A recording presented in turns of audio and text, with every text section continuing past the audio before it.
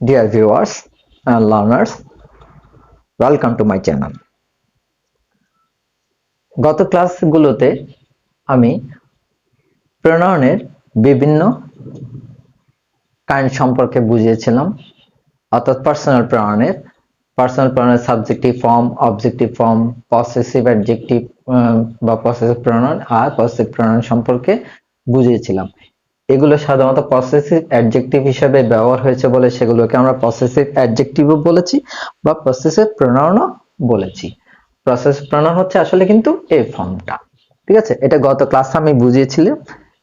এখন এই ক্লাসের মধ্যে এটা একটু আমরা নিজেরা টেস্ট করে নিচ্ছি, আমাদের কতটুকু শেখা হয়েছে বা কতটুকু জানা হয়েছে। দেখো, তোমাদেরকে একটা জিনিস বলে রাখি, আমার প্রত্যেকটা ক্লাস যে সুন্দর হবে বা ভালো হবে এমন কোনো কথা নেই। সবগুলো ভিডিও ফরম্যাটিং সুন্দর নাও হতে পারে বা ভালো নাও হতে পারে, আমার ভয়েসটা ক্লিয়ার নাও হতে পারে, কিন্তু যেহেতু এটা একটা শেখার ব্যাপার, তোমরা এটা বুঝে নেওয়ার চেষ্টা করবে। কোথাও যদি বোঝার কোনো সমস্যা হয় তাহলে আমাকে একটু কাইন্ডলি কমেন্ট করে জানাবে।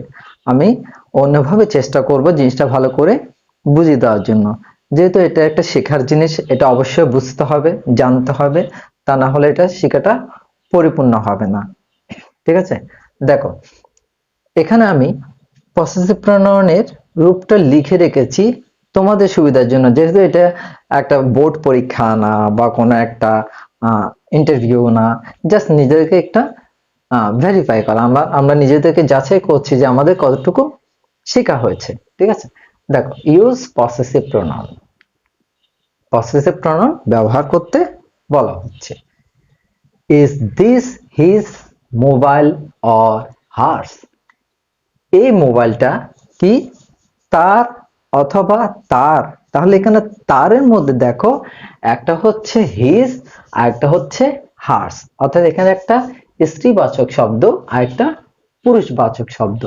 এখন যেটা কারেক্ট আনসার বলে তুমি মনে করবে বা তুমি যখন কথা বলবে স্পোকেন ইংলিশের মধ্যে হয়তো পুরুষকে ইঙ্গিত করতে চাচ্ছ তাহলে দেবে হিজ, আর যদি নারীকে বা মেয়েকে ইঙ্গিত করতে যাচ্ছ তাহলে দেবে হার্স। তো আমি এখানে হার্স দিয়ে দিলাম, এটা তার, ঠিক আছে? That's not your book. That's ওইটি বা ওইটি হয়, দ্যাটস নট ইয়োর বুক, ওইটি নয়, ইয়োর বুক তোমার বই নয়। তাহলে এখানে আমি এটা আমারও দিতে পারি, হিজও দিতে পারি। তাহলে আমি এখানে আমার দিয়েছি, ইটস মাইন, ঠিক আছে? দেখো, next, they have come with us. They have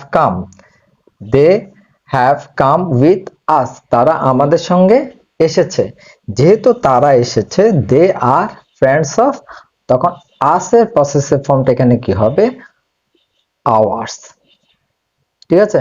এখানে কিন্তু তুমি এটা দিতে পারবে না they are friends of theirs, এরকম মিলে না।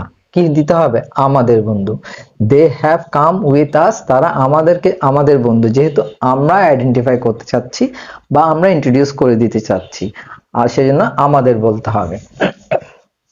you have a nice pen, তোমার একটা সুন্দর কলম আছে। you have, is it yours? এটা কি তোমার? ঠিক আছে? তাকে প্রশ্ন করছি, তার হাতে কলমটা দেখেছি, এটা যে তারই হবে এমন তো কোনো কথা নেই, সেজন্য আমরা তাকে একটা প্রশ্ন করছি, ইজ ইট ইয়োর্স? এটা কি তোমার? they have got 3 children, অর্থাৎ তাদের 3টা ছেলে মেয়ে আছে। they have got 3 children, তাদের 3টা ছেলে মেয়ে আছে, ঠিক আছে? তাহলে they are কি হবে? এই দের সাথে মিললে এই যে চিলড্রেন গুলো, 3 চিলড্রেন, এটা তো হচ্ছে দে আর 3 চিলড্রেন দে, এই দে হচ্ছে 3 চিলড্রেন কে বোঝাচ্ছে। তাহলে এই দে এর ফর্মটা কি হয়ে যাবে? দে আর দেয়ার্স, এগুলো হচ্ছে তাদের, ঠিক আছে? এখন দেখো, দুর্জয় হ্যাজ গন, দুর্জয় গেছে, to meet a friend of course his, তার এক বন্ধুর সাথে দেখা করতে গেছে। তাহলে দেখো এভাবে আমাদের পসেসিভ প্রোনাউন গুলো ইউজ করতে হয় বা এভাবে আমাদেরকে শিখতে হবে। আমরা স্পোকেন ইংলিশে বলো বা রিটেন ইংলিশে বলো, আমাদেরকে বিভিন্ন সময়ে বিভিন্ন ভাবে আমাদের মনের ভাবগুলো প্রকাশ করতে হয়। তো কখন কোনটা আমাদের মনে আসে সেটা আমরা নিজেরাও জানি না, কিন্তু যখন আমাদের লিখতে হবে তখন আমাদের বিভিন্ন স্ট্রাকচার সম্পর্কে জানতে হবে।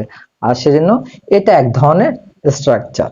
ঠিক আছে, আমরা এটাকে অন্যভাবেও বলতে পারি, যেমন দে আর ফ্রেন্ডস অফ আওয়ার্স, এটা না বলে দে আর আওয়ার ফ্রেন্ড বলতে পারি। দে আর আওয়ার ফ্রেন্ড, ঠিক আছে, আওয়ার ফ্রেন্ডস, ঠিক আছে, তারা আমাদের বন্ধু। ঠিক আছে, আশা করি এই জিনিসটা এখন তোমাদের মনে হয় ক্লিয়ার হয়ে গেছে। ঠিক আছে, তাহলে আজ আমি এই ভিডিওটা এখানে শেষ করছি। Thank you to all to watch the video.